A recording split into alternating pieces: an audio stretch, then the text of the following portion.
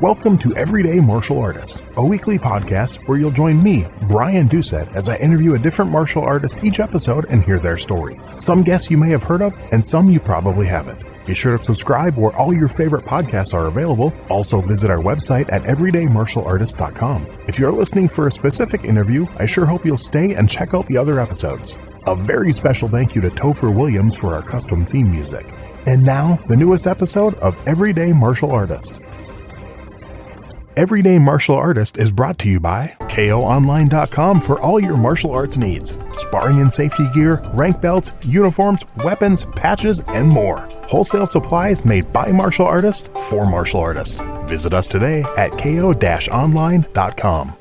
You know, one question I ask every guest on Everyday Martial Artist is about their favorite martial arts book. And there's never been one quite like Martial Theory by Steve Pearlman, described as the art of war for the martial arts. Martial Theory helps any martial artist or instructor take their understanding and teaching to the next level. And at martialtheoryU.com, you'll find a global community with instructor groups, Q&A with Steve, live events, and demonstrations to help you apply martial theory directly to your training. It's not just a book, it's a movement. Find Martial Theory on Amazon, and when you join martialtheoryU.com, use discount code EverydayMA for 20% off. That's under $20 a month for life. That's martialtheoryU.com, code EverydayMA.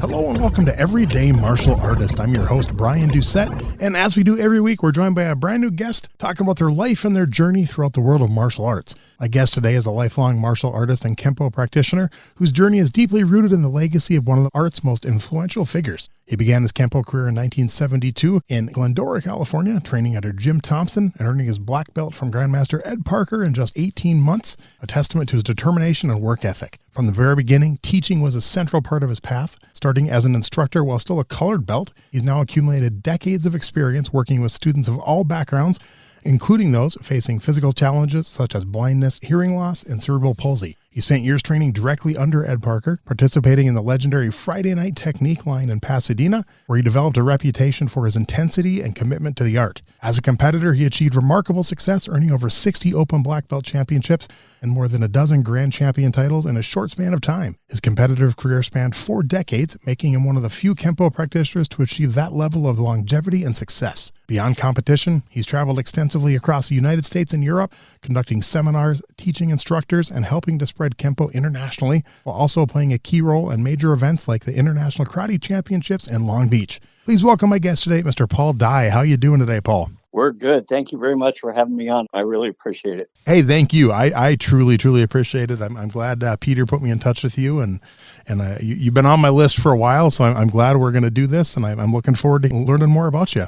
Great. So what we do with all my guests, I mentioned you started in 1972, but what I want to know is what led to that. I want to know where that first interest in martial arts came from, kind of what that spark that kicked off your martial arts journey. Okay. It's probably not the traditional story. It is historically, 1972 is right in the middle of the Bruce Lee Hollywood phase. But sports-wise, I was into different sports at the time, not really interested in the martial art itself. And I was at college in Walnut at Mount Sac.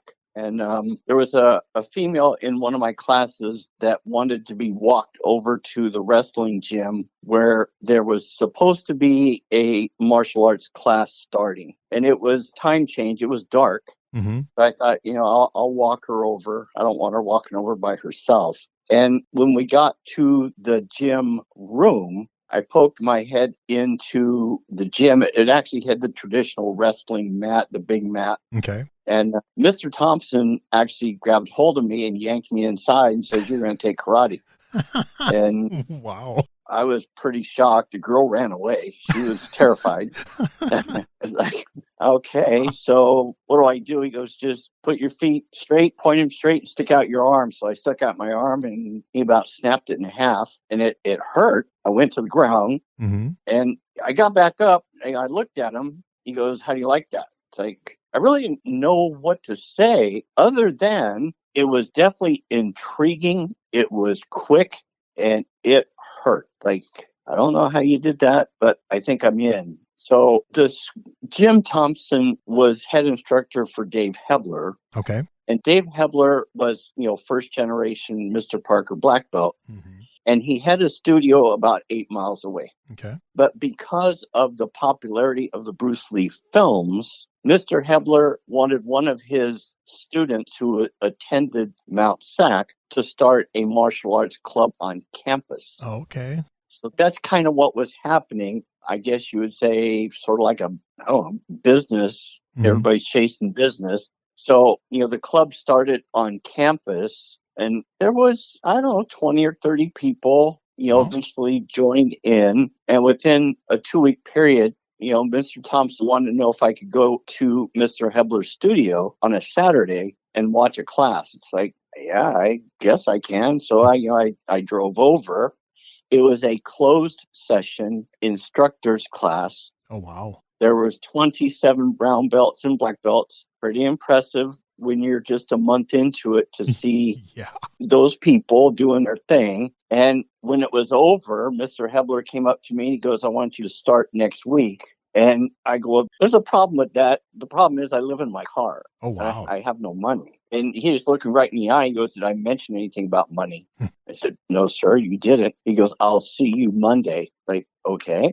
And anybody that knows Mr. Hebler and Mr. Thompson has since passed away, they were intimidating people. I was 18. They were probably in their early 40s. Definitely not going to say no. So Monday I went in and I showed up at 10 in the morning and Mr. Thompson just took me on the mat and just started going right to town on curriculum. And, the journey started pretty straightforward, totally unexpected for sure. Wow. And within 2 days, I kind of had a pretty good feeling the road would be long. I didn't know it would be, 53 years long. But I think what changed things on around day 10, Mr. Hebler wanted me to take on a beginning student with, Brian, I don't know if you're familiar, but, Mr. Parker had implemented like an intro program, which was sort of scripted. Okay. So the lessons were scripted. You would do 4 lessons.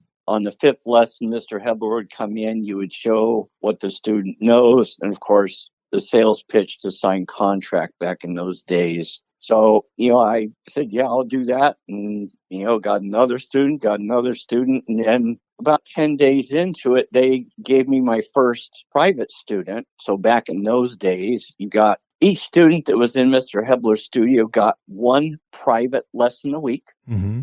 And they could attend as many group classes as they liked. So as an instructor, you were assigned, private students. They were put on your schedule. And the first student I had was 13.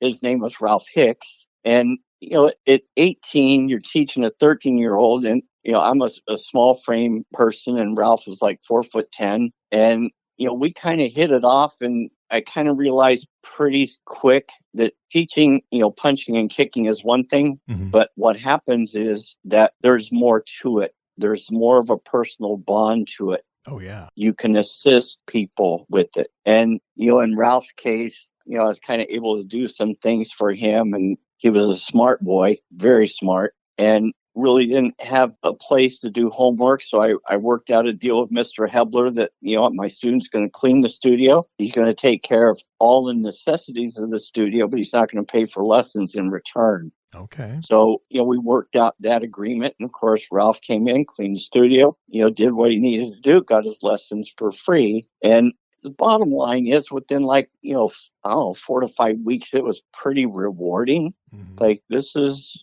I kind of realized even at 18, it's more about just punching and kicking. It's affecting maybe people's lives type of thing. Wow. And then because of the situation I was in, I was able to get to the studio at 9 in the morning. I'd basically get 6 or 7 hours of private instruction. And then my students would roll in about 3:30 in the afternoon. I would get more private instruction about 9 p.m. and I would leave at 10 p.m. every day.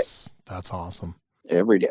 That's the start. So question then, before that night in 1972 when Jim pulled you into that room and scared the girl that was with you, before that, had you seen some movies? Did you know anything about martial arts at all, or was it all completely new to you that night? Completely new that night. Wow. I had never back in the day, Bruce Lee'd been on some of the, films in the late 60s. Yeah. Television, hadn't seen any of that. Basically a sports person. Yeah. I mean, I was a baseball player, and then, in those days, I was bowling 50 to 70 games every single day. Wow. Okay.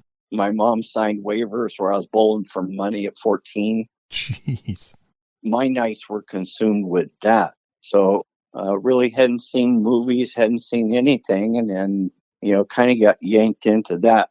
Maybe, when we really reflect on it, maybe part of it was just the athleticism side of it. Mm-hmm. It's like kind of having the sports background. It's like, yeah, that helps. Yeah, maybe this is it. I mean, it's a physical thing. It's like, you got to learn how to move. You move your body. It's like, it's a thing.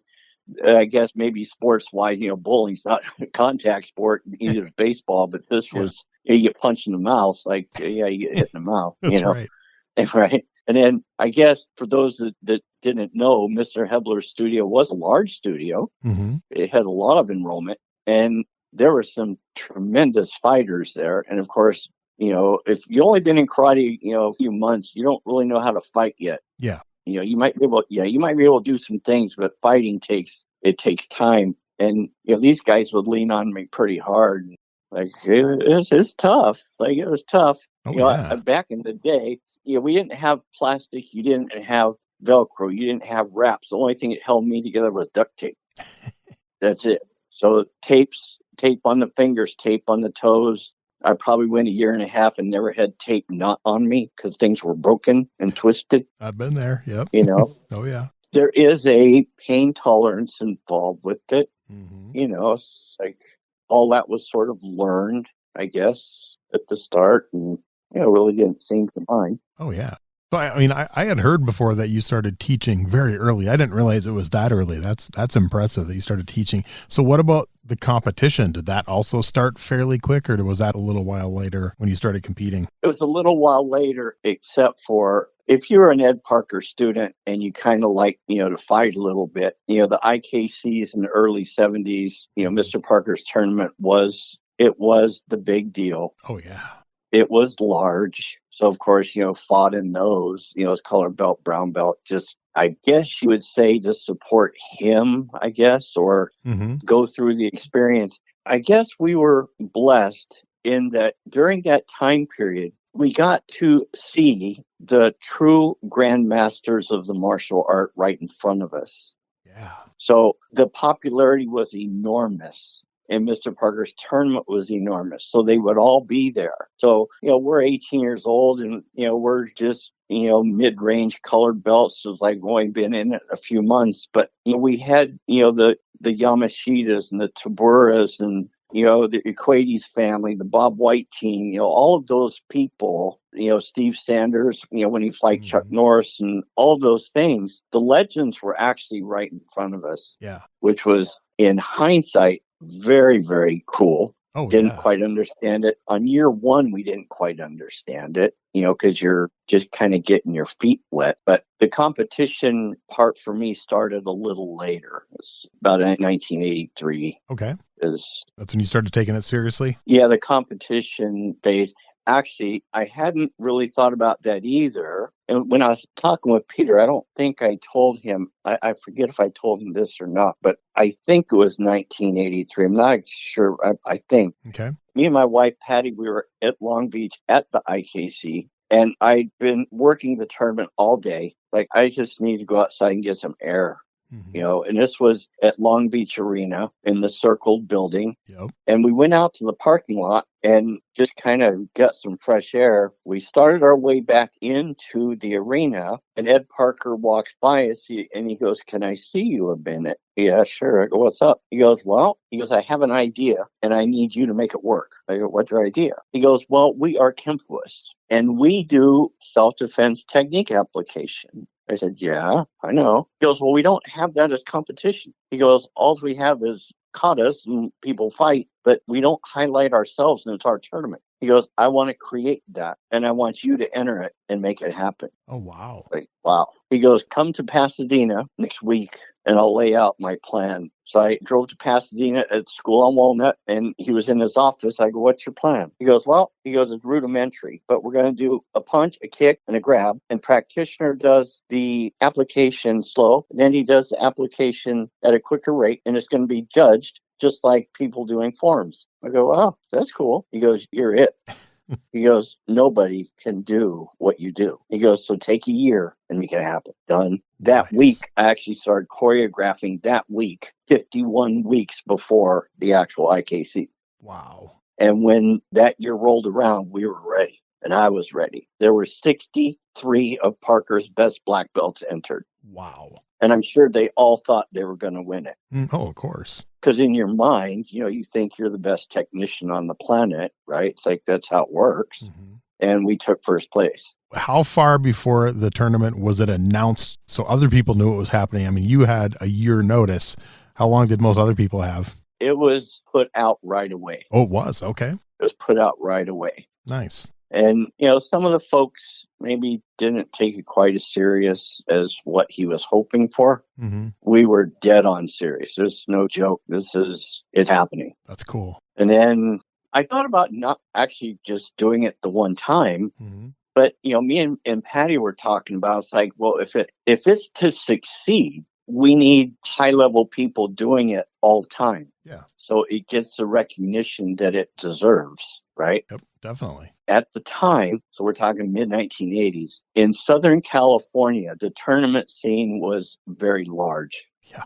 There were several different types of organizations running tournaments every single weekend, and the attendance was pretty large. So, yep, this is what we're going to do, and we're going to change the choreographic stuff as often as possible, and we're going to make it work. That's awesome. And then we did it for, 4 or 5 years, kind of went undefeated. And then one of the tournament promoters came over one week and says, I want you to actually compete for grand championship, but nobody's ever allowed you guys to compete for grand championship. So it was always just music people, open hand people, weapon people. Yeah. Right. I said, I appreciate the invitation. I'm in. So we took about 13 of those titles. Nice. Yeah, it was all good, and we had different goals, mm-hmm. just like all athletes have goals, in state, and we got to go out of state, go where people don't know you, all of those things,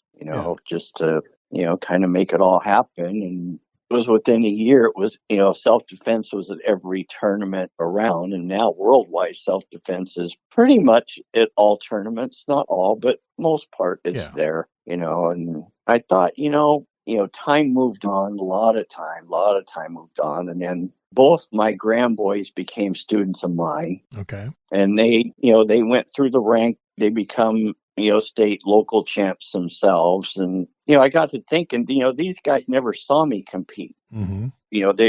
Too many years had gone by, it's like, I think I need to do something different. Patty goes, what's that? I said, what? I said, we have to look at it as athletes. She goes, what do you mean? I said, well, how many guys win a Super Bowl? Not many. If you play football, it's hard just to get there, let alone win one. Yeah. I go, if you're a golfer, it's your best chance. I mean, you might win a Masters maybe for 2 decades, maybe. We're talking 20-year span. Yeah. You're not going to win a World Series in 2 separate decades. You'd have to play over 20 years. Yeah. Right? I was at the 4-decade mark. Wow. And I told her, I want to come out of retirement for decade number 5 in open black, not old man, open, back east at the International Championships in Boston. Nice. She goes, you sure about that? I go, I'm sure. And I told both grandboys, I said, here's the deal. We are going, and we're going to put a set together. We're going to work on it for a year, and you're going to be part of me, and we're going to win that championship, and we will win the grand championship, period. Nice. They go, we're in. So we went, and of course, they won their own divisions. Mm-hmm. And then at 50 years in decade 5, they helped me win, a title back there. That's so cool. So it's pretty cool. It's cool to have you can say you do it with your kids, but say you do it with your grandkids that are in their 20s. I mean, it's pretty cool. That is awesome. Congrats. That's really cool. Yeah. And then, I think, in hindsight, the competition's such a dinky part of the whole journey. Yeah. But, as a competitor, if you're a competitor of any sport, you always want to. Mm-hmm. It's a thing, so I went at 65 years old and, did my thing. And yeah, it was cool. That is awesome. Fun time. That's such a cool story. Do you remember the first time you met Mr. Parker? Talk about that experience and what your first impressions were because I'm assuming you had heard of him once you started class. They talked about him. What was it like first time you got to meet him? Well, I wasn't, when you've only been in it a week. Oh, was that quick? Okay. A week. You don't really know who's who. Yeah. Right. So, I was told to open the studio at 10 in the morning. This is Mr. Hebler's studio. Mm-hmm. So, I got my goofy little white gi on, right, with the little yellow belt thing, right? And then a car pulls in the parking lot, and I get really nervous because I think it's going to be a customer, right? Mm-hmm. And then, the car door opens, and it's like, oh, wow, it's Ed Parker. And, of course, the only reason I know it's Ed Parker is because there's a picture in the studio of him, right? Yep. It's like, hey, I haven't been there that long. Right. So it's like, now I don't know what to do. Right. Do I go greet him? Do I open the door for him? Do I bow? Do I salute? It's like you're in this state of panic about what to do when he walks in the door. Right. So I thought, well, I'll just stand up, walk in the door, and I'll just say, good morning, Mr. Parker. That's my plan. Okay. So I watch him, walks to the door, opens the door. I go, Mr. Parker, good morning. He goes, good morning, Mr. Dye. Like, how'd that happen? He knows my name. Right. Like, I got this goofy look on my face, I'm sure. He goes, that is your name, right? I said, yes, sir, it is. I go, how do you know that? He goes, the word's already out. That's awesome. What a great answer. I go, I've been here a week. He goes, I know. It's like, oh my God. He goes, Mr. Hebler here? I go, yes, sir. He's in the back. And away he went. That was the first time. That is so cool. Yeah. I mean, obviously Mr. Hebler told him your name, but that answer was so cool that he said it that way. It was crazy. It's like, jeez. That is awesome. Yeah, pretty crazy. And when was the first time you actually got to see him do technique? Technique? The first several times were class environment. Okay. I guess nowadays you would call it seminar environment, but seminars really weren't invented yet. He just happened to come and teach a class at Mr. Hebler's studio. That's all we called it. But okay. He did his thing, but the reality is that you learned more from him via his words and his analogies than him actually doing, I guess you would say, a physical demonstration of material. Okay. I guess. He would do little 1-2 type movement of application, kind of in a vigorous, quick way, I guess you would say. The first time I saw him, I guess you would say do a demonstration would be the best. Okay. I was wearing, I think, a green belt. He called the Glendora studio, which was Mr. Hebler's studio, and he goes, Paulie, I need a favor. It's like, what's that? He goes, I'm doing a demonstration at Hugh Hefner's Playboy Club in Hollywood. He goes, I want you in it. Like, holy moly. It's like, he goes, here's what I want. He goes, I want you. I want Mr. Rainey. I want Chuck Anderson, Gordon Nakamoto, and a couple of your other guys. He goes, put something together. He goes, this is the time. This is the address. He goes, be there. It's like, okay. So we are in no way Hollywood people. We definitely don't run around with Hugh Hefner folks, if you know what I'm saying. Yeah. But we show up, and not only is it Hugh Hefner's Playboy Club, ABC's Wild World of Sports is filming it. Wow. Yeah, in those days, Wide World of Sports was equivalent to ESPN nowadays, right? Yeah. It's like it was a big deal. And we were up on a platform stage, and we had our material ready to go, which was basically illustration, strike kicks, those type of things, technique, sequence, self-defense, application. But we really had no idea Mr. Parker was actually going to do material himself, and he did. That was pretty cool. It's like, wow, the cameras are rolling. We had camera in each corner, with the director, producer there, and the action and all that stuff, and then Parker, he actually did his technique material on Dave Hebler at the time. Okay. Which was, we hadn't seen that. Dave, Mr. Hebler always beat us up. We haven't seen him get beat up before. So we thought that's pretty cool. Let's get our instructor get knocked around a little bit. That was kind of fun. That was kind of the first time that I guess you would say, got to see him, let loose a little bit. Okay. We did several other demos with him. And what a lot of people don't know is during a lot of those demos when I was with him, I didn't get to stand out with him. My role was to go sit in the bleachers. Ah. So I'd be in civilian clothes. I'd put these doofy glasses on. I would just go sit in bleachers. And Mr. Parker always had a thing about during his demos to point out that, if you're an arrogant person and you're in public, you might want to watch who you pick on because you don't know who's going to be sitting next to you. So when it was that part of the demo, he would look up and he would find me. He goes, yeah, this goofy little guy with glasses, why don't you come down here a minute? So I'd go mumbling down there, boom, boom, boom, boom, boom. And he goes, maybe a guy like this you might want to mouth off to because he's just a little guy with glasses. And then I would light some guy up with about 45 consecutive moves. And that was my role in the demos, that That's guy. great. Yeah. That's fun. That's fun. Oh, yeah, it's fun stuff. Nice. Memories, it's all good. Oh, yeah. So speaking of memories, what do you remember about your first early black belt test? Black belt test was in Pasadena. The board is relatively small compared to how testing boards are now. Mm-hmm. There was Mr. Parker, Huck Planis, Jack Autry, Roger Meadows, Yosh Faruya, Ken Barada. That's the testing board that we're in front of. Okay. And it was me and A.C. Rainey, Larry Fry, and Charmaine Fry were testing to black. Standing right behind me was Mr. Hicks, the guy I told you about that was 13. He was testing for his brown belt, and he was standing right behind me. Okay. Out of all the highlight of the day, that was it. Having your kid stand right behind you in front of Mr. Parker, where you're going to get your black, he's going to get his brown. That's cool. So that was pretty cool. And it was the traditional, back in the day, it was 3 hours plus. Wow. They ran you pretty good. You did 40 minutes of basic instruction.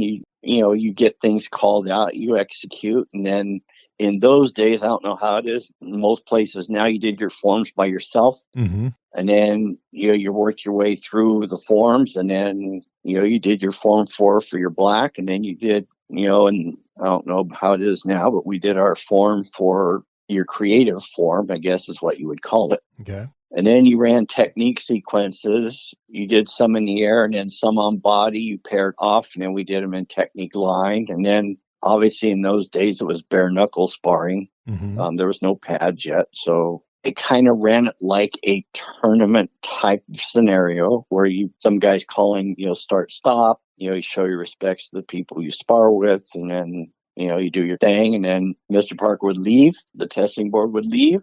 And then they have their little meeting, and then they come out and kind of scare you a little bit and tell you pass, and then you get the big kick. Nice. Yeah, it was pretty cool. And Kenpo, from my knowledge, Kenpo never really does board breaking for their testing, do they? No. Okay. I didn't think so. I know it varies by style and system and school and everything, but I think most of the Kenpo people I've talked to that, and even the short time I trained in it, we never did any board breaking. So. Yeah, it wasn't the board breaking. That was, in hindsight, that was one of the things that Mr. Parker would talk about in some of those early demos with him. Mm-hmm. It wouldn't really make sense to the public now, I guess, listening to the podcast nowadays. Mm-hmm. But at that time period, Western culture, meaning, the United States, the martial art was so new that breaking was a major part of the inquiring of what the public wanted to know about the martial art, right? Okay, yeah. So, we would have to break stuff because the public really wanted to see breaking. So in the demonstrations that I did with my people, mm-hmm.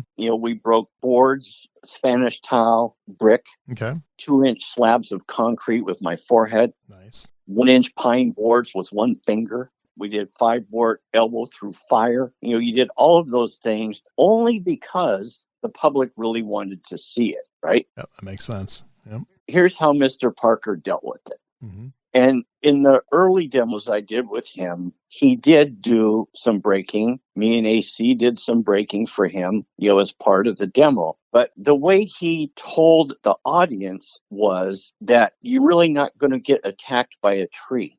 So the board breaking doesn't really make a lot of sense, right, in application. So he goes, let me put it to you like this. And then he would have me come out, and then usually Mr. Rainey would hold a board on an angle like, I guess you would describe it as a 45-degree angle off your shoulder. Okay. And I wouldn't do the old, concentrate and look at it and measure it off, make a show out of it. I would just snap it, like right now, snap it. Okay. Mr. Parker would say, look at it like this. And then, AC would drop the boards. I would shoot the same strike and hit him right in the collarbone.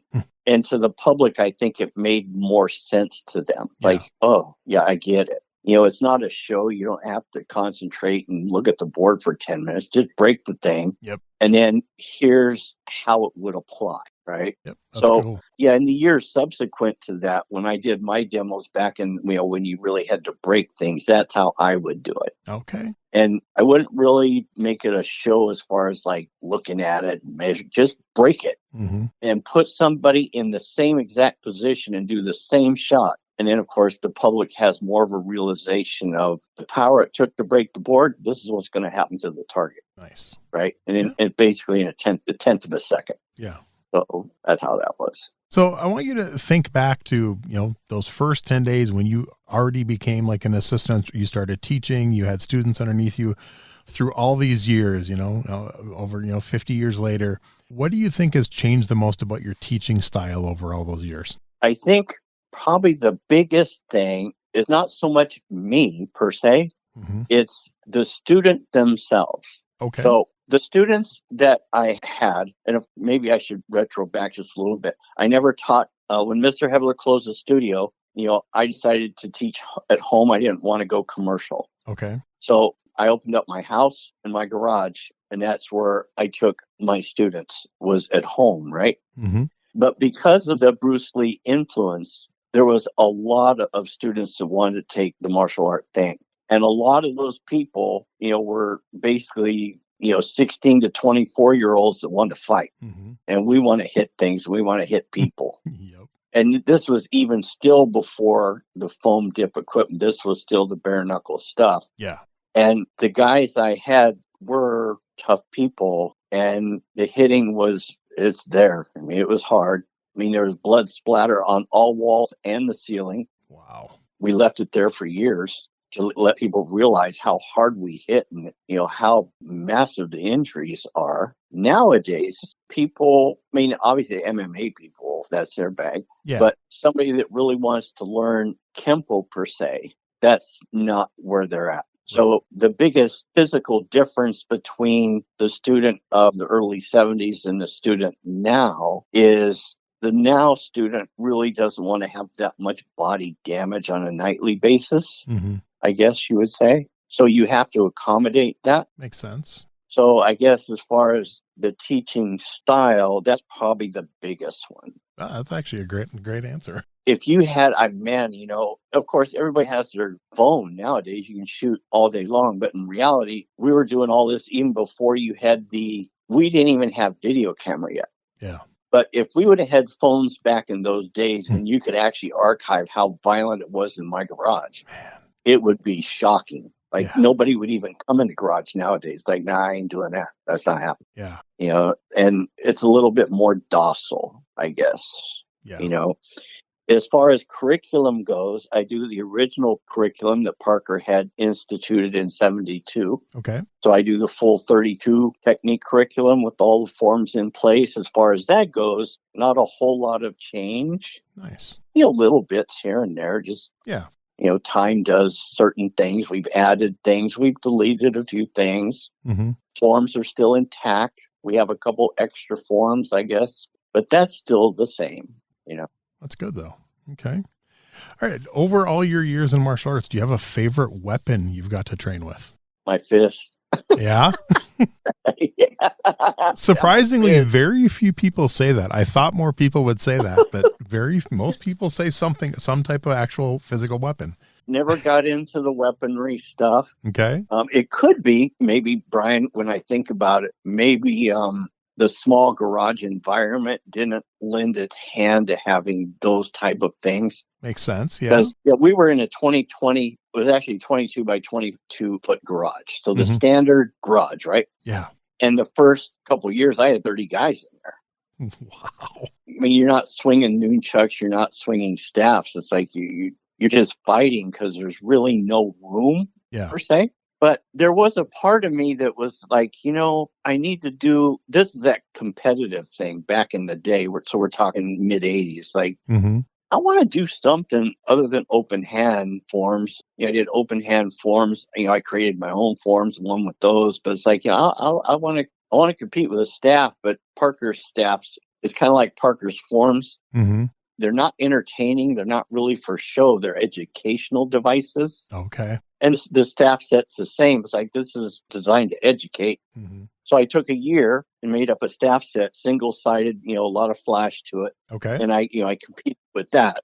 But the thing with that is, of course, I had to do it out, in the backyard where there was space and a lot of room. But I really couldn't teach it to a bunch of people because we just didn't have the room, man. It's like, it's just, I wouldn't even be able to do it now. It's been so many years. But the staff is the only I picked up, and I spun that for like 3 years. Yeah. Okay, cool. And I was trying to look. I did some research and I couldn't find. Have you ever written a book? And if not, any plans to? No, I haven't written a book. I've had several people, Peter, actually, one of them, want me not so much write, I guess, an educational book. They just want me to tell my life story. Just go from A to Z and just tell it. Matter of fact, my grandson just told me that 10 days ago. Nice. You should listen. He goes, I asked you 5 years ago. He goes, come on, man. He goes, let's just put it on video so I have it. And of course, now I'm a great granddad. Yeah. He goes, I want my son to hear you. He goes, I want him to understand your stories. He goes, let's get with it. So it's more of those rather than, an educational book. Yeah. We have great writers. Kenpoists have great writers that have produced some magnificent books. They're very, very good, very thorough. And I'd be hard pressed to even come close to those type of, fellows that write those books. I say go for it. I've been blessed to be in a few books, the journey books and, perspective books and those type of things. But yeah. Nice. I'll keep hoping. Maybe someday your book will come out and I can read it. So over your 50+ year martial arts career, is there one philosophy that's at the top of your list? It's super important to you. Philosophy? I don't know if it's probably not a philosophy. It's that ever since day one, I want to try and physically move as best as I can. Okay. To set an example. So, I think the martial art thing it's a copy. You copy what you see. And if your model is good, then more likely than not with proper instruction, you will be good, right? Like you copy what you see. Yeah. So, for my students in the garage, I still try and do the best I can. If I'm on the road, doing seminars and whatnot, I will move as hard as I can move until something breaks. Yeah. Because I think it's important. And not so much a philosophy per se. It's just, to me, it's really important. I like it. That's a good one. I guess in hindsight, it would have been fun if Mr. Parker would have moved more, if we could have seen him move a little bit more. But we didn't, in hindsight. Yeah. The fellow who taught me the most, Mr. Thompson, that very first 10-month period, he was moving 10 hours a day with me. Wow. And of course, he was beautiful. Like, it looks really good. And, that model stuck to me. It's like, if I have a student, whether he's 5 years old or 50, I'm going to go full tilt and give them the best physical model I can give them. I like it. Yeah. Well, you mentioned moving hard until something breaks. So on that, how about a worst martial arts related injury? Have you had any bad ones over the years? I've been really blessed that there hasn't been like significant ones. Okay. Right. It's been in those early days, before the equipment. Yeah. Your fingers and your knuckles, your toes, the top of the feet, your shins were subjected to, a lot of injury. Yeah. Which the modern day practitioner doesn't understand, how painful it was. As a matter of fact, pain was probably the biggest contributor to why people stopped their journey. I can see that too. Yep. It would be like nobody's going to play in the National Football League if you don't like getting hit. Yeah. Right? It's a thing. You like it.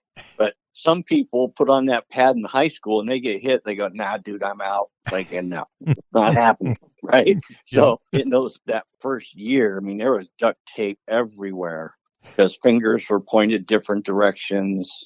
Toes were looking oddball different directions, and shins look like rolling hills and all of that, which is okay. Yeah. That's good. But I had a couple of teeth knocked out in the first couple of weeks. Kind of is what it is. It was what it was in those days. You couldn't do it to students now. But, as far as catastrophic big breaks or, knees and all that, just knock on wood, it's been okay. Nice. I had a dislocated kneecap. So that would have been the most painful. Like the kneecap ended up on the back of my leg. Oh, ouch. Okay. So, and that was actually at Mr. Parker's studio in Pasadena. Oh, wow. And I can still hear me screaming in the studio. The pain was enormous. It was, incredible. But, it's like. You talk about being taped up. I remember the first time I met, my core system was traditional Taekwondo. And the first time I met my instructor's instructor, at the time he was a 8th or 9th degree, Grandmaster Mu Young Yun. And he was doing a advanced class. I think I was like a purple belt or something. And I remember before class, I always came in early, and I'm taping up my wrists, I'm taping up my ankles, and putting my knee brace on. And he's just standing there staring at me. He's like, "You're broken." And he just walked away. Right. I'm like, "Yes, sir." Right. Oh, yeah. Yeah. The people now, it's funny because in those days, we didn't even use mouthpieces. No, I never did. And it was crazy. You didn't even think about it. Now it's mouthpieces and, the foam dip gear, when it came out, it saved a lot of hand injuries. And it made it more comfortable, for the students. And then, it was good for the sport, I guess. Yeah. You had more retention. That makes a difference. Yeah. It made a difference if you can retain them. Mr. Hebler's studio was so violent. It's like, a person would sign up, but they'd be out by day 3 because somebody would smack them. And it's not what they're looking for. It's like, I'm not looking for this. Our school, we trained hard in the 90s, and people nowadays wouldn't even handle. So I couldn't imagine doing it in the 70s. I mean, teenage me probably would have loved it. But I know my instructor he said that. He said, if I taught today like I did in the 90s, I'd only have 5 students. But if I taught how my instructor did in the 70s and 80s, I'd be in jail. So, right, man. Yeah, it's crazy. Yeah. It's a crazy story, but it's a true story. Yeah. I've been fortunate enough to be in places where Mr. Hebler has taught classes. We're talking about in the 90s when seminars were kind of revolving around the United States. And he would pull me out and he goes, "Well, I'll let you he is who he is. I mean, everybody's who you are, but he comes from a rougher time period." Mm-hmm. And mentality was different. So the mentality he had when he'd bring me up and he goes, "I want to tell everybody who this guy really is standing in front of you. Because you just see him as, your contemporary and a black belt and the guy moves okay." He goes, "Our only goal, we only had one goal from 7 p.m. to 8 p.m. was to hurt him so bad he would quit. That's the only goal. And they would actually try to injure me so bad I would quit." Wow. But it's really a corny thing when you think about it, because that's a stupid business model. Yeah. It makes no sense. But at the time, that's what you did. Yep. You would take your toughest student, you'd punch him in the mouth and see if he would come back. What kind of business model is that? It's it makes no sense whatsoever. It's I've heard that from a few old school instructors. So they're no sense. I don't get it. It makes no sense. But, different times, it doesn't mean anything's right or wrong. It's just different times. That's all. Oh, yeah. We lived the journey. Definitely. So speaking about, fighting hard, trying to hurt people and stuff, what are your thoughts on MMA or the UFC? Is that something you're a fan of? Do you watch that? Nope, never seen one of them. None, not even the originals back in the 90s? Nope, never seen one. Wow. Okay. Obviously, you see clips of it. Yeah. You'll see you can't live without seeing one of those. Yeah. I think what a kid asked me, whenever the original one was, and then, there were several that came right after. And I was teaching back east on the East Coast, for a few days in a row. And we went to dinner, and a couple guys, they go, "What's your opinion about this?" I don't even think it was called MMA at the time. It was the Ultimate Fighting Challenge or whatever. No holds barred is what they called it. But yeah, Ultimate Fighting Challenge. Yeah. And then it kind of morphed into what it was. I said, well, I go, you guys are reliving history right now. They go, well, what are you talking about? I said, the martial art in the United States. I go, you guys even have a clue how that started? They go, well, I think Bruce Lee. I said, yeah, Bruce Lee, Tom Laughlin, a bunch of other guys, that were producing films, right? Yep.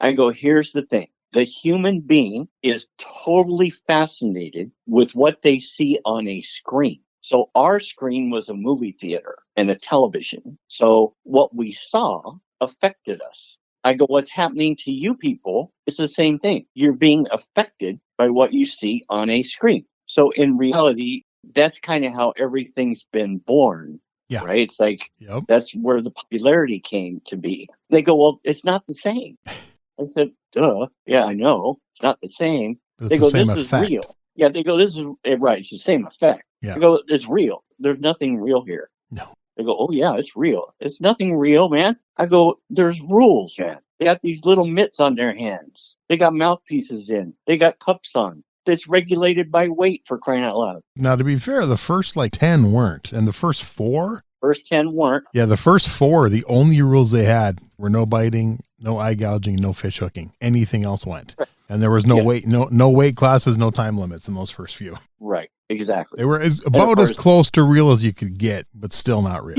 Yeah, we had, there was some massive life-altering injuries out of that. Yes. And of course, they learn, but there's still regulation and rule. Yeah. So, what I told these guys, I go, it's just in reality, you guys are lucky. They go, what do you mean? I go, I've lived a long time. In reality, I've only seen a couple new sports, and most of those new sports are X Games. Yeah. They're snowboarders, they're skaters, right? You guys are actually seeing a new sport right in front of your eyes. Is actually back then it was happening. And I go, obviously now it has happened. Yeah. You see a new sport, and I go 10-1, you're going to live to be 90, and you're not going to see a whole lot of new sports. But, you've seen one, right in front of you. I go, but don't tell me anything about its ultimate, no rule. That's not happening because it's all regulated. I go, if you really want to see a real fight with no holds barred, you just go to the roughest state prison in your state and do about 5 years, and you're going to find out. Yeah. What a real fight is with no rules. They go, how do you know that? I said, I worked in a courtroom for 30 years. I go, right away when that inmate comes out and he has no little finger, it's the easiest thing to bite off is the first knuckle of the little finger. And I go, if he has a piece of ear missing, it's been bitten off. Those are real fighters. They've had to fight for their food every day, right? Yeah, you don't want to fight those guys. So, been pretty crazy. Wild ride. Definitely. All right, I got a few fun questions we used to wrap up the interview. Okay. We were just talking about MMA. I know you said you don't really watch it much, but let's say in your prime, mid 80s, Paul Dye, you were going to fight in like a boxing match or a full contact fight or something. What is your walk-up music going to be? What song's playing as you're taking that walk into the ring or the cage? That's funny. You just asked that question. I just found out what that is a week ago. Really? Yeah. Okay. Now I'm curious. Yeah. My grandson goes, you been to a baseball game lately? No. He goes, they play walk-up music. I go, what is that? He goes, they'll come from the dugout to the batter's box with music. Like, what are you talking about? He goes, yeah. He goes, all the MMA guys, they come out with these songs and stuff. It's like, wow, dude, I'm ancient. He goes, yeah. My guy goes, yeah. He goes, you're ancient, all right. It's like, it would probably be AC/DC, Highway to Hell. That'd probably be nice. That'd probably be that's a good one. The go-to. Yeah. Can't go wrong with AC/DC. I know I used to announce, I used to judge MMA fights, so I heard all the different songs, but I also used to announce college baseball and college softball. So I'd hear all the different walk-up songs from all the players and everything. That's how I got a lot of the ringtones on my phone, because I'd hear their cool walk-up music. Like, oh, that's a good one. I'm going to take that one. So yeah, there you go. There you go. My walk-up song would be You're the Best from the Karate Kid. I love that song. There you go. So yeah. Yeah. All right. Who are 3, 4, 5 names you would put on your personal Mount Rushmore of martial arts? Oh, wow. On the Mount Rushmore? Yep. Your personal Mount Rushmore. So people I idolize, you mean? Yeah. People you idolize. I mean, they can be people you've actually met and trained with. They can be, I mean, people have put like Bruce Lee, Chuck Norris, Gichin Funakoshi, anybody. It's your personal one. So anyone goes. Well, I think, Mr. Parker would be there. Definitely. Just for kind of getting our system, underway for sure. Yep. Locally speaking, Benny Urquidez would have to be up there for me. Yes. Love Benny. Because I saw him fight as a brown belt for crying out loud. Wow. That's cool. Actually, a guy asked me, we were in Ireland last year, and they do a lot of fighting over there. They still do a lot of tournament fighting. This kid was like 22. He goes, what's a really cool old international visual that you have? I go, a visual? He goes, yeah, something that you saw. I said, yeah, I can tell you. He goes, what is it? I said, well, height-wise, Benny Urquidez is on the right. He's the shortest. Mm-hmm. On the left was Arnold. In the middle were the 3 other brothers. There was the 5 brothers fighting on a team, 1 team, 5 brothers, and mom standing right behind him. Nice. I go, can you imagine the mom watching her sons fight at the highest level possible? I was like 5 feet from that. That's cool. So Benny would be there. And plus, I've done a lot of, stuff with Benny. We've done a lot of seminars to benefit children and stuff together. Nice. Great fighter. You know that. Yep. I would like to have my instructor up there, although nobody would know who he is. It's your personal Mount Rushmore, so that's okay. Because to me, I wouldn't be where I am without him. Mm-hmm. That's a good question, man. That's why I give the range, 3 to 5 names. I've had people give as few as 2 and as many as 8. Yeah, there's so much influence that hits you, mostly from a younger time period. Yep. Like younger. But here's something that I guess maybe the listeners, maybe it will happen in their life.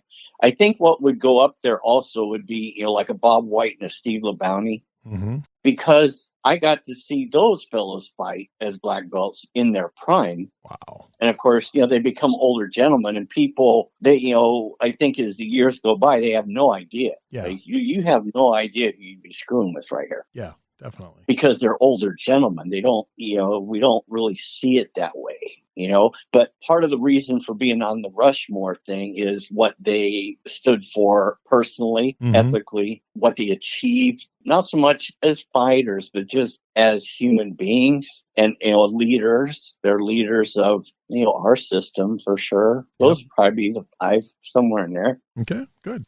That's a good question. Yeah, I used to, when I first started the show, I just asked for like 1 name and no one could narrow it down to 1. That's when I came up with a Mount Rushmore thing a little like 2 to 3 years ago. So people seem to like that one a little better. That's a good one. All right. How about a favorite martial arts book? Martial arts book? Mm-hmm. Oof.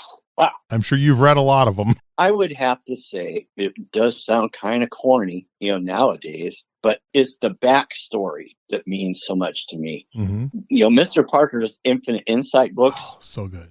The thing with the books, they seem really rudimentary nowadays, I guess, because time just, stuff. But at the time when those were coming and they weren't out yet.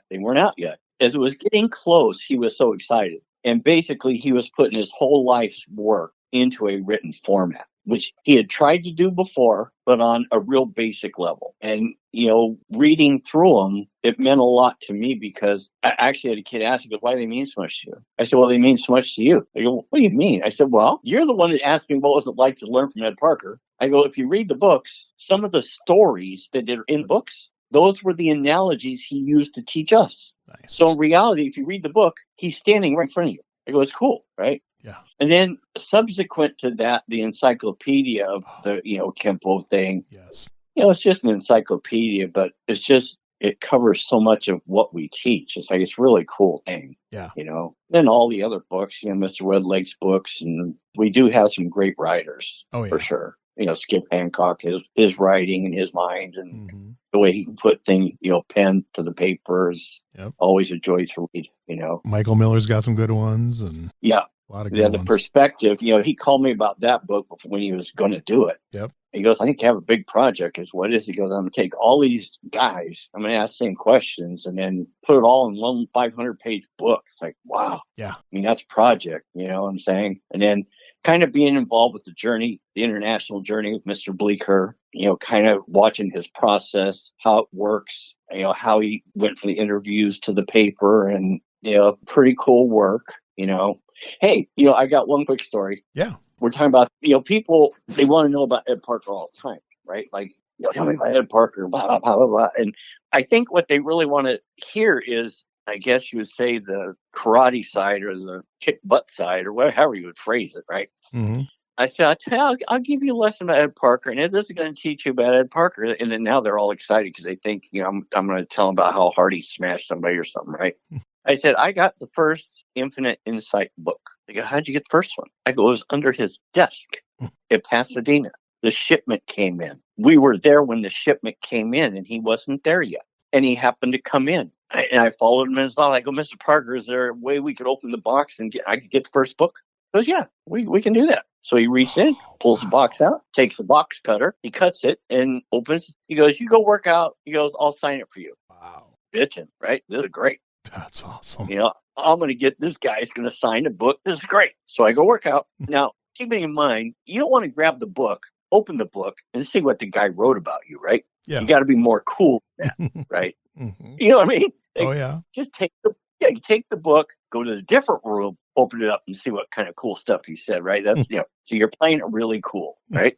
I grab the book. I go, Patty's there. My wife is there. It's time to go. We get in the car. Now we're driving home. Friday night, we're driving home. And I'm telling her, open the book and tell me what kind of cool stuff he said about me. I go, open and read it. So she opens it and she ain't reading it. It's like, uh-oh.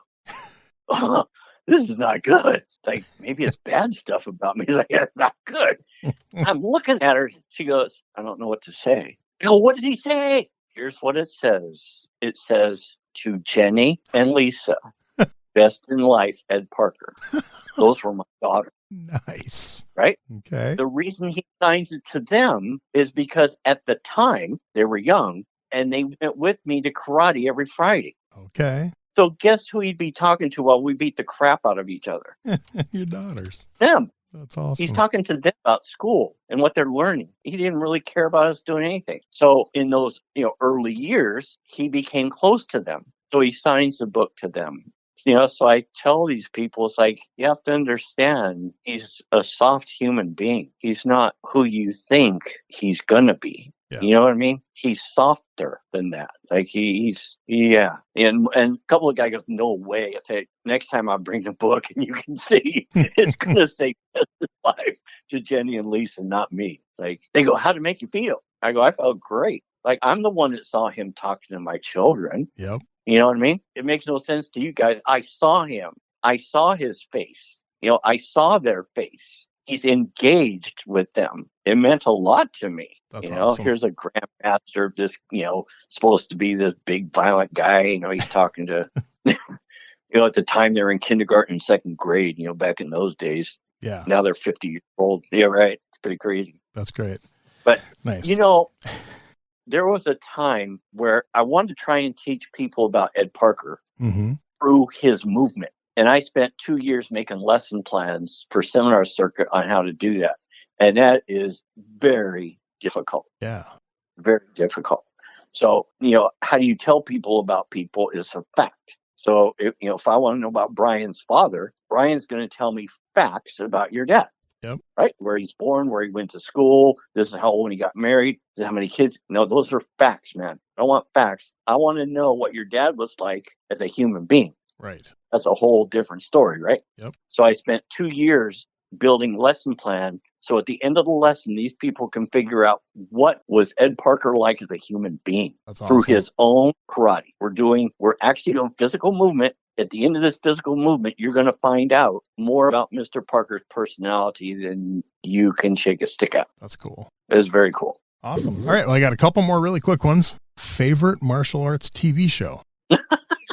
TV show? Yep.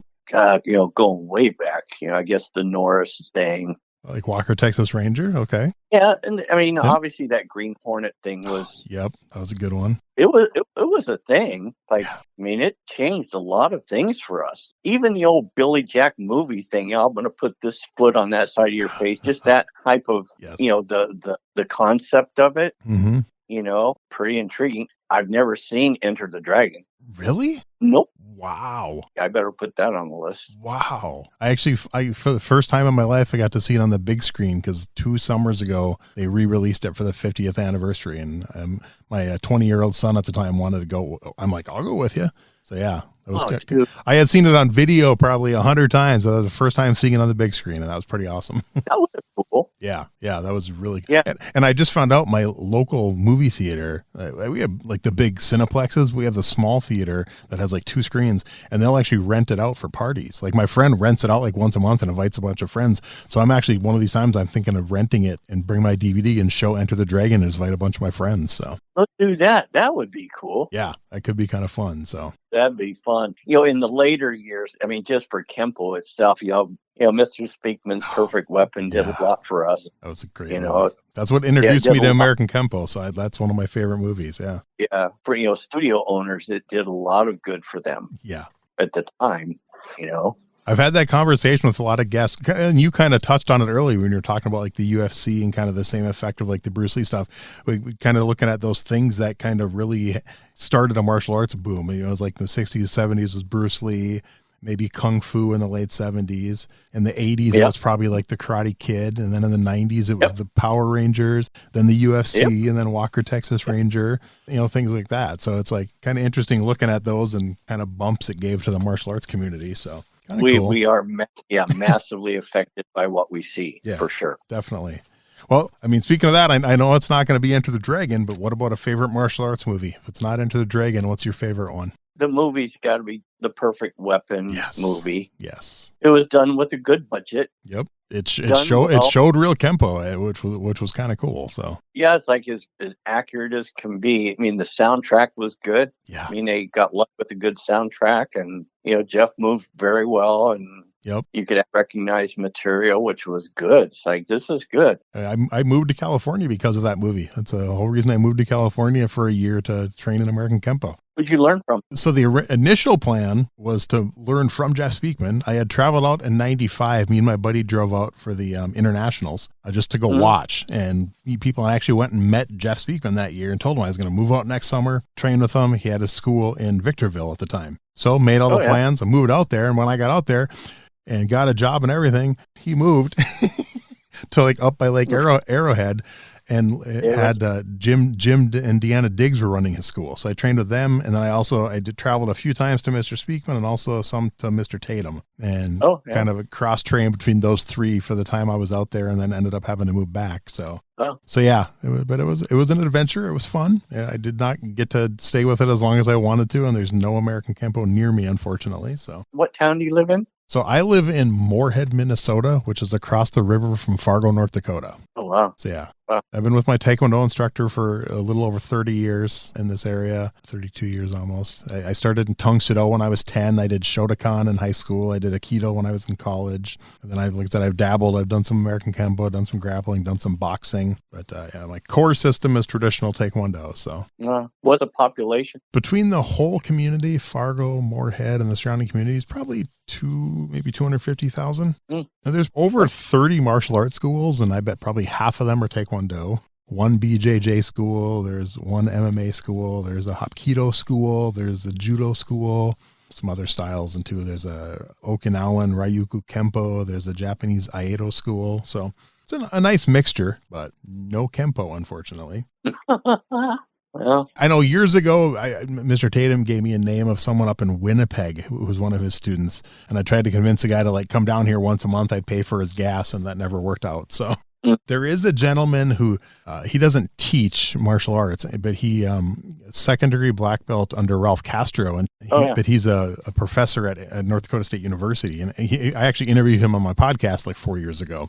We've talked about getting together and doing some training. It's just never worked out into our schedules. So hopefully one of these days. Yeah, that would have been a cool podcast there because, Castle Parker were pretty connected there, during their military time. Yeah. You know, I've been lucky. I've had a lot of good ones. Jeff Speakman's been on the show. Benny the Jet's been on the show. Tom Bleecker was my first guest, actually.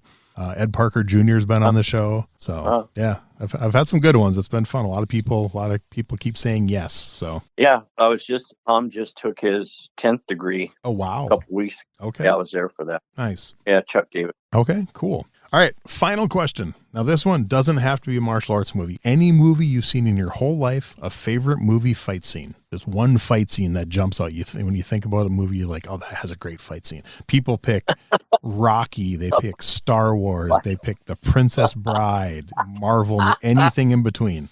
Yeah, a lot of people pick Bruce Lee versus Chuck Norris. I mean, it's any kind of fight scene. I don't know, man. Just fight scenes themselves is...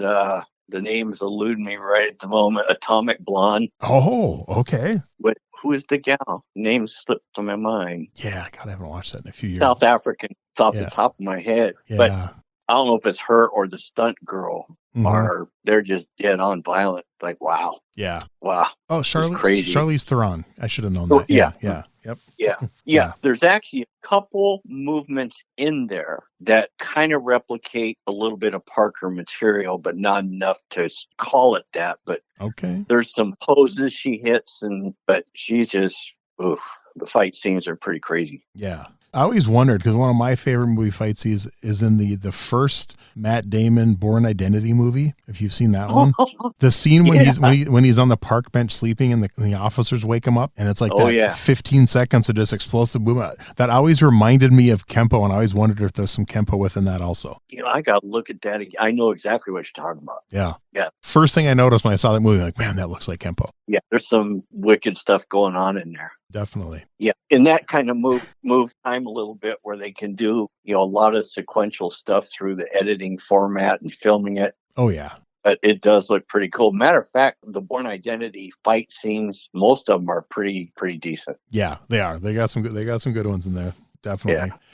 Well, Paul, before I let you go, is there anything I forgot to ask you, or we just want to be sure to get out there really quick? And when the episode comes out, I'll put links for anything you want me to. But seriously, this has been so much fun. So any last minute stuff you want to get out there? Oh, I could talk all night, man.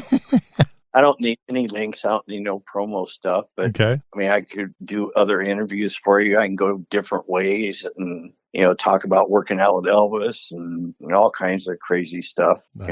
It's just, been very blessed to have, a lot of things happen to me, that's good. Very fortunate. You've led quite a life, man. I remember I first read about you in The Journey back in the day. I think it was the first time I heard about you. I mean, I bought that book the first day it was released. And well, I have you. One of my first black belts, well, actually one of my first students, he would probably be a really good interviewee, I guess you would say. Okay. He's really good at the storytelling. Okay. He kind of rambles a little bit, but with your skill, you kind of, keep him on track a little bit. Yep. If it wasn't for him, I wouldn't have taught anybody. Okay. After Mr. Hebler closed the studio, so I'd only been training 10 months, I would have gone back to the bowling alley because I was ready to go back. Yeah. This kid actually found where I lived. I don't know how that happened because there was no phone books. There was no GPS. I don't know how he found my house. And he knocked on my door. Nice. So I just slammed the door in his face, told him to get lost. I did it 3 times. He came back on day 4. He goes, "You're my teacher. I'm not going to learn from anybody else." Nice. And that's actually how the garage started. And who was that? And he's been with Dave Thompson. Okay. Not Mr. Thompson, a different, same name. Yeah. But he's been my student for 53 years. Wow. Okay. And not a lot of people say that. I mean, a lot of Kenpo guys, I'm under this guy, I'm under that guy. Yeah, but did he teach you from day one? No. You know what I mean? Yeah. This kid's been with me and he did the same thing. He wanted to know if he could teach out of his garage when he bought his first home. And he's produced 7 generations of black belts through his garage. Wow. And they are all world class. Okay. But he would be fun to talk to. Yeah, if you want to put me in touch with him, I'd love to chat with him. Yeah, I'll send you his phone number. He works in the Gulf of Mexico. Okay. For 2 or 3 months at a time. Then he's home for, 2 months. But, okay. he kind of comes from that same time period, the old school. He tested in front of Parker himself, and he fought in the IKCs a lot. Okay. So he would be good for people to listen to try and understand, teaching at home, and then what it was like in old IKCs and test in front of Parker and all those things. Nice. That people now would not have they don't have a chance to do that. Yeah. To give you an idea, I'll just talk to you because I love talking to you, but there was a guy, the last time I actually officiated was 2018. I was judging something back in New York. Mm-hmm. 22. I was in New York, and I'm judging these guys. They're fighters, right? There's 4 of them, right? Yeah. And the guy wins 3rd place. And he's going crazy. Like he's world champ. He's running around with his trophy and everything. I said, dude, you realize you were second to last? He goes, that's demoralizing. I go, there's 4 of you. You took 3rd. I go, come on, man. Right? So to give you an idea, Dave Thompson, the guy I'm telling you about, he fought his blue belt ring, 502 guys. Wow. So when anybody says, did you get an international trophy in the 70s and 80s, and they want to know why it's a big deal, yeah. That's why. That's right? crazy. I ran that ring. We stopped at 10 to 4 in the morning. Wow. The only people there, Ed Parker, my wife, the 2 competitors, and my timekeeper and scorekeeper. That's it. Wow. The guy that won was 33 wins and no losses. That's why crazy. the trophy was a deal. Right. That's why it was such a big deal. It's like, you go 33-0 and find out all in the same day. Wow. Right? So he can tell you about all those kind of things, man. Okay. It's real cool stuff. Cool. Yeah, definitely. Yeah, put me in touch with them, and I'll reach out. That'd be cool. Yeah, awesome. Well, I appreciate picking up, listening to me ramble on and stuff. Hey, seriously, amazing life, amazing story, and I think my listeners are really going to love this interview. Well, I can't wait to hear it. Wrap up today's episode by taking your own training to the next level with Martial Theory by Steve Perlman, the book that's redefining martial arts thinking. Find Martial Theory on Amazon today. Join the worldwide movement at martialtheoryu.com, where you'll find Q&A sessions, live events, and direct guidance from Steve himself. Use code EverydayMA for 20% off for life. That's martialtheoryu.com, code EverydayMA. Thanks for listening to Everyday Martial Artist. We hope you will join us every week for a brand new episode with a different martial artist telling their story. If you enjoy the show, be sure to leave us a review. Also, be sure to check out our website at everydaymartialartist.com. There you can find all of our episodes and contact us to suggest guests and ask questions. Again, thanks for listening to Everyday Martial Artist, and we'll see you next week.